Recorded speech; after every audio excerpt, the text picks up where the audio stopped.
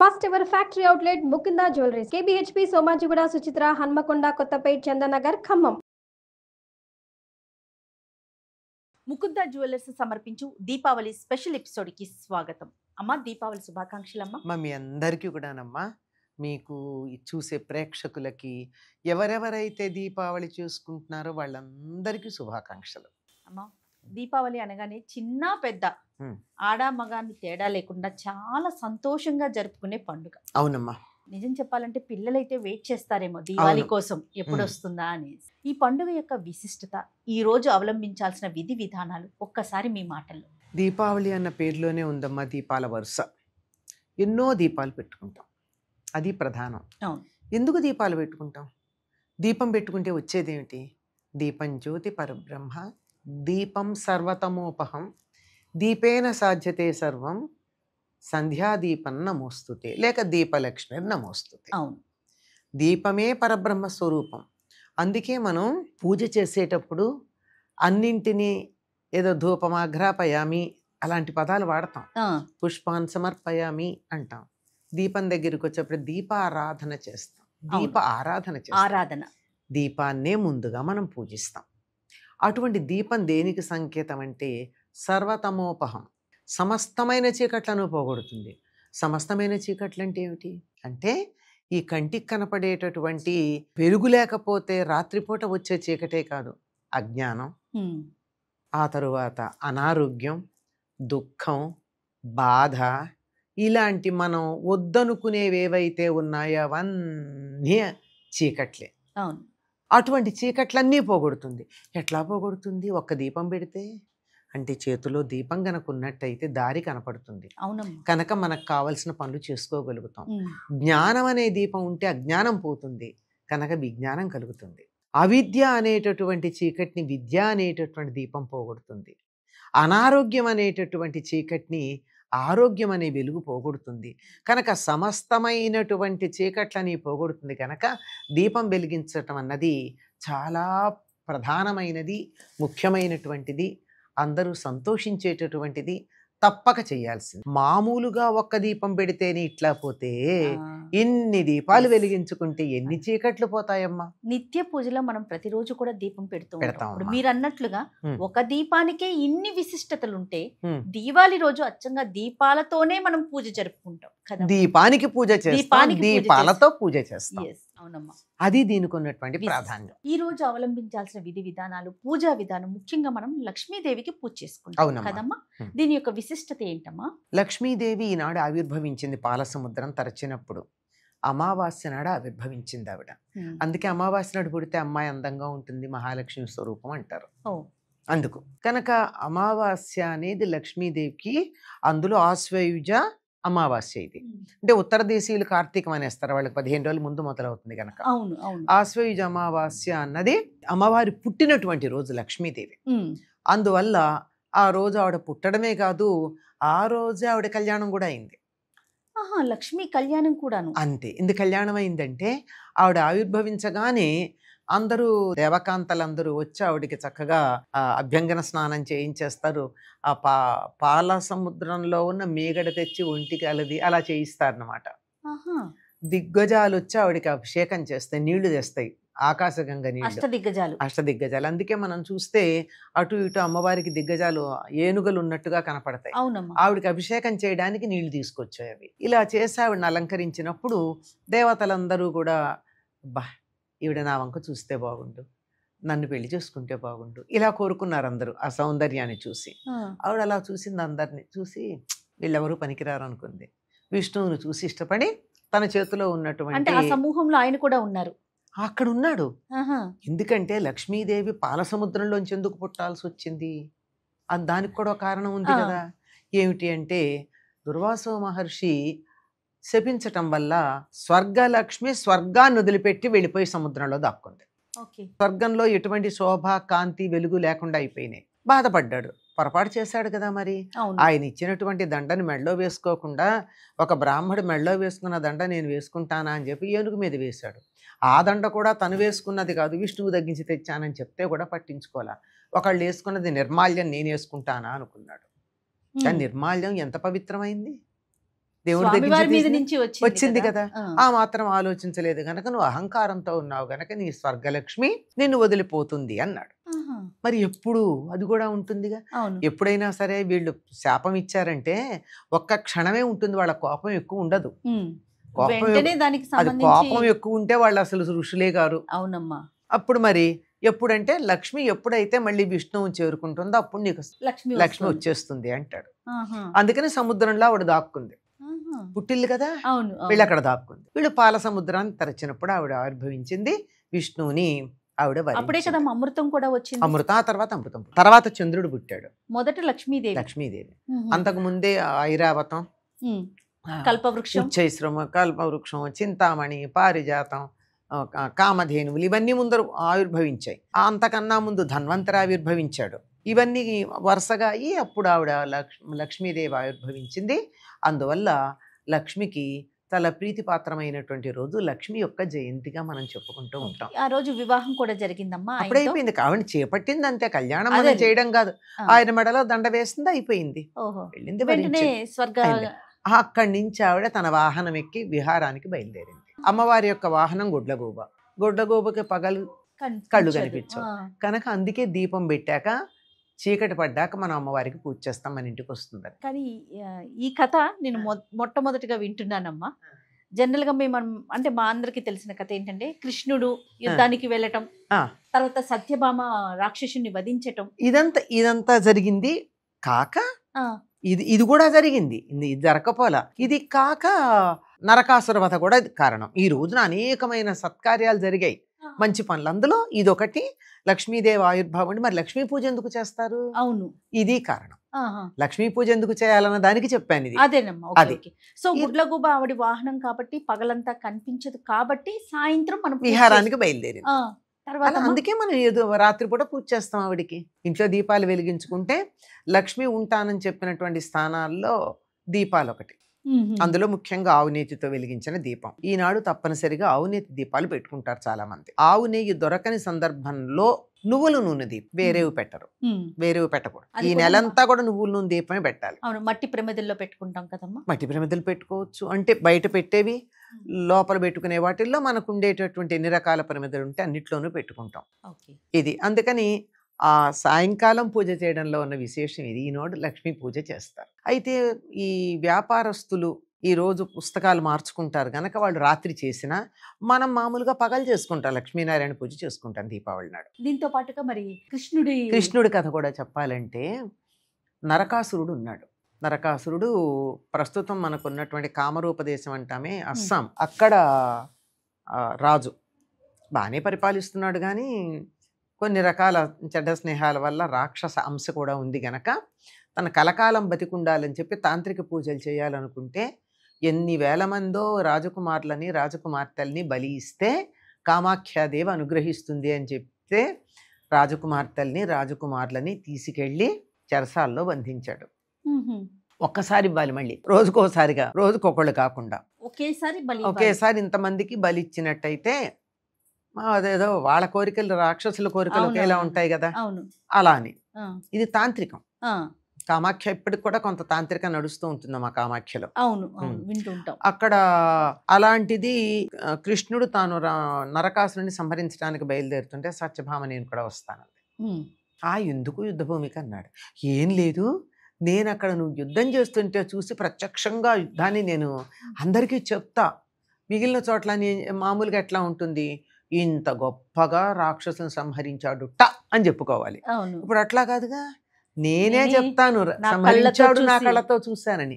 అంటే ఇలాంటి మాటలకి పొంగిపోని మగవాళ్ళు ఉంటారా? అదే కదా. అందులో కృష్ణుడు కూడా లీలా మానుష విగ్రహుడు.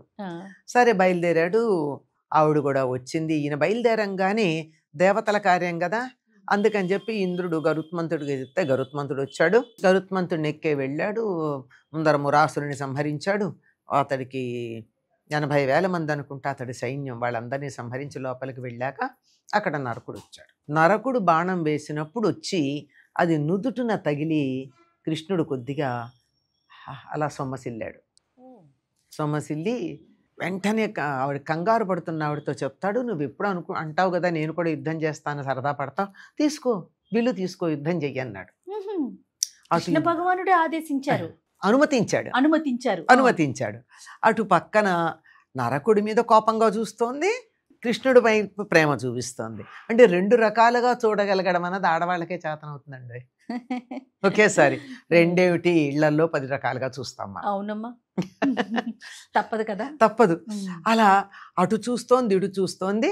అలా కొంచెం సేపు వాడిని నిలవరించింది నరకాసురుడిని. నిలవరించిన తర్వాత అప్పుడు కృష్ణుడు తేరుకున్నాడు.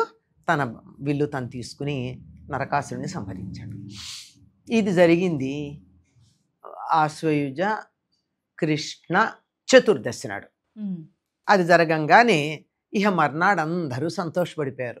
అందుకని దీపాలు వెలిగించుకున్నారు. అప్పుడు దీపాలు కూడా వెలిగించుకునేవాళ్ళు కాదట. రాక్షసులకి శక్తి రాత్రిపూట ఉంటుంది. రాత్రిపూట వెతికి వెతికి వెతికి ఎక్కడ రాజకుమారులు రాకుమార్తెలు ఉన్నారో వాళ్ళందరినీ పట్టుకుపోయేవాడు. అందుకని తమ ఉనికి తెలియకుండా ఉండడానికి దీపాలు వెలిగించుకోకుండా చీకట్లో మగ్గిపోయారు అందరూ అని ఒక మాట చెప్తారు. అంచేత దీపాలు వెలిగించుకున్నారు. లేదు, స్వాగతం పలకడానికి దీపాలు వెలిగించుకున్నారు. ఇప్పుడు కూడా అంతే కదండి, ఎన్నెన్ని వెలిగిస్తాం. ఏదన్నా ఉంటే గబగబా ఇళ్ళంతా దీపాల తోరణాలు కట్టం మనం. అలా వెలిగించుకున్నారు. అంతేకాదండి, వీడు నరకుడు అంటే నరకం చూపించాడు భూలోకంలో. అందుకని ఆ దీపాలు అమ్మ సంహరించాలి, ఆయనే సంహరించాడు. ఈవిడ కాసేపు యుద్ధం చేసి ఆపింది అంతే. సత్యభామ పక్కన ఉంది, కృష్ణుడే సంహరించాడు. కృష్ణుడు సొమ్మసిల్లినప్పుడు నరకాసురుడితో యుద్ధం చేసింది సత్యభామ. వేణింజొల్లెము పెట్టి సంఘటి నీవీ బంధయ్యై పాణింపై అది చక్కనొత్తి బయలుదేరుతుంది ఆవిడ. జుట్టు కాస్త జడ వేసుకుందిట. విడబోసుకునే వాళ్ళు కాదుగా ఆ రోజుల్లో. ఆ జడ కాస్త ఎక్కడ అడ్డం వస్తుందో అని ముడి పెట్టేసిందిట. ముడి పెట్టేసి ఈ పమిటి ఇలా తీసి ముందరి నుంచి ఇట్లా కట్టుకొని పనిచేసే దానికి ముందు పమిటి దోపుకుంటారు కదా. పాణింపయ్యద చక్కనొత్తి సంఘటిత నీవీ బంధయ్యై, ఎక్కడన్నా ఏదన్నా వస్త్రాలు కొంచెం లూజ్ అయ్యి అటు ఇటు తిరిగితే చాలా గట్టిగా బిగించుకుని ఆవిడ చక్కగా యుద్ధం చేసింది అని చెప్తారు. ఎంత బాగా ప్రిపేర్ అయిందో కూడా వర్ణిస్తాడు పోతనామాచ్యులు. సో ఆ విధంగా ఈ గాథని కూడా మనం చెప్పుకుంటాం దివాళీ రోజు జరిగినది. అయ్యో తప్పనిసరిగా. పైగా ఒక యుగంలో నరకాసురుడు భూదేవి కుమారుడు. భూదేవి కుమారుడు అంటే అప్పుడు జన్మించలా. కృతయుగంలో వరాహ అవతారంలో విష్ణుమూర్తి వచ్చినప్పుడు భూదేవిని ఆయన ఉద్ధరించినప్పుడు విష్ణుమూర్తిని అడిగింది, నాకు ఒక కుమారుడిని ప్రసాదించమని. కానీ ఆ సమయం సరైంది కాకపోబట్టి అప్పుడు గర్భంలో పడినటువంటి వాడు రాక్షసాంశ కలిగి ఉంటాడు అని చెప్పడం జరిగింది. దేవతలు ఆ గర్భంలో నుండి శిశువు బయటికి రాకుండా కట్టడి చేశారు, లోకకంటకుడు అవుతాడని. ఇంతకాలం నేను ఈ గర్భాన్ని మోస్తాను అని చెప్పి భూదేవి మొరబెట్టుకుంటే ద్వాపరం చివర, అంటే కృతయుగంలో గర్భవతి అయింది ద్వాపరం చివరిలో విష్ణువు దేవతలకు అభయం ఇచ్చి నేను కట్టడి చేస్తాను మీకెందుకు అని చెప్పి ప్రసవం జరిగిన తర్వాత జనకుడి దగ్గర పెంపకానికి ఇచ్చాడు. జనకుడు అంటే మిథిలా నగరాన్ని పరిపాలించే రాజులందరికీ కూడా జనకులు అనేటటువంటి బిరుదం ఉంది. అవును. అక్కడ ఇచ్చి వాడు పెద్ద అయిన తర్వాత, యవ్వనం వచ్చిన తర్వాత, పెరిగి పెద్ద అయ్యాక మళ్ళీ భూదేవి చిన్నబుచ్చుకోకూడదు కదా, తన కుమారుడికి ఏం తక్కువైంది అని కామరూప దేశానికి రాజుగా చేసి, నువ్వు బుద్ధిగా ఉండు, బుద్ధిగా ఉన్నంతకాలం నా రక్షణ నీకుంటుంది, లేకపోయినట్టయితే నేను నా చేతుల్లో ఏం లేదు అని చెప్పి కామరూపాన్ని పరిపాలించుకోమని ఇచ్చాడు. తల్లిగా తాను ఏం చెప్పాలో అది చెప్పారు. ఆ తండ్రిగా చెప్పాల్సింది చెప్పాడు. ఇంత దుర్మార్గుడికి కూడా చెప్పాల్సింది, రక్షించాల్సింది ఉంది, అవసరమైతే శిక్షించాల్సింది కూడా ఉంది. కనుక ఆ మాట చెప్పాడు. కామరూపం అంటే అస్సాం, అక్కడ కామాఖ్యాదేవి చెప్పారమ్మా. విష్ణువు చెప్పాడు, భూదేవి చెప్పారు కాదు, విష్ణువే చెప్పాడు. వాడు దండించబడుతుంటే మాత్రం నా కళ్ళెదురుగా జరగాలని కోరుకుందని ఒక పురాణంలో చెప్పబడింది. వాడు కోరుకుంటాడు నా తల్లెదురుగానే అవ్వాలని. అయ్యింది, వెడతారు, కామరూపాన్ని పరిపాలించుకుంటూ ఉంటాడు. బుద్ధిగానే ఉన్నాడు చాలా కాలం.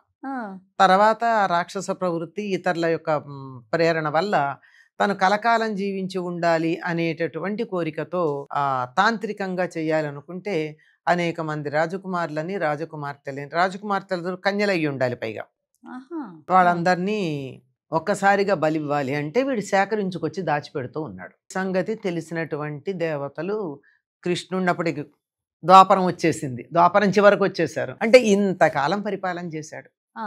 అయ్యాక దేవతలందరూ కృష్ణుడిని అడిగితే ఆయన యుద్ధానికని బయలుదేరుతూ ఉంటే, ఆయన యుద్ధానికి బయలుదేరగానే దేవకార్యం కదా, గరుత్మంతుడు వచ్చాడు.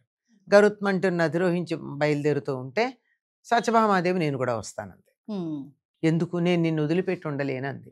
అదేమనుకున్నావు, ఉద్యానవనంలో విహారమా ఏమన్నానా, అది యుద్ధభూమి, నువ్వు అక్కడికి వచ్చినట్టయితే ఎలా తట్టుకుంటావంటే, అని యుద్ధం చూసి అందరికీ చెప్తాను, మామూలుగా అయితే అక్కడ అంతమందిని చంపాట, ఇంత పరాక్రమం చూపించాడు అని చెప్పుకోవాలి, ఇది నేను చూసి చెప్తాను అంటే సరేనన్నాడు. అసలు ప్రణాళిక వేరే ఉంది, కానీ పైకి మాత్రం ఆవిడ మాట విన్నట్టుగా నడిచి తీసుకెళ్ళాడు. వెళ్ళాడు, అక్కడ మురాసురుడిని కాపలా కాస్తున్నట్టు మురాసురుడు వాడి సైన్యాధ్యక్షుడు ఉన్నాడు, అతన్ని సంహరించాడు. ఆ పైన నరకుడు వచ్చాడు యుద్ధానికి. నరకుడు యుద్ధం చేస్తూ ఉంటే ఒక బాణం వచ్చి ఆయనకి ఇలా నుదుట తగిలింది. అప్పుడు కాస్త సొమ్మసిల్లినట్టయి, ఎప్పుడు యుద్ధం చేస్తాను ఉత్సాహపడుతూ ఉంటావు కదా, లెమ్మా లే, నువ్వు కైకొమ్మ ఈ విల్లు తీసుకో అని చెప్పి యుద్ధం చేయమంటే ఆవిడ చక్క యుద్ధానికి సిద్ధపడిపోయింది. వేణింజొల్లెము పెట్టి సంఘటిత నీవి బందయ్యి పాణింపయ్యద చక్కనొత్తి అని చెప్తూ ఆవిడ చక్కగా జుట్టంతా ముడేసుకుందట, అంటే జడని ముడేసుకుంది, ఆ పౌట కొంగుని బొడ్లో దోపుకుంది. ఏదైనా పని చేస్తే అదే కదా అడ్డం రాకుండా ఉండడానికి, అలా చేసుకుంది. అక్కడ కూడా కట్టిన కట్టు, చీర కట్టు ఎక్కడా జారిపోకుండా గట్టిగా ముడివేసుకుంది.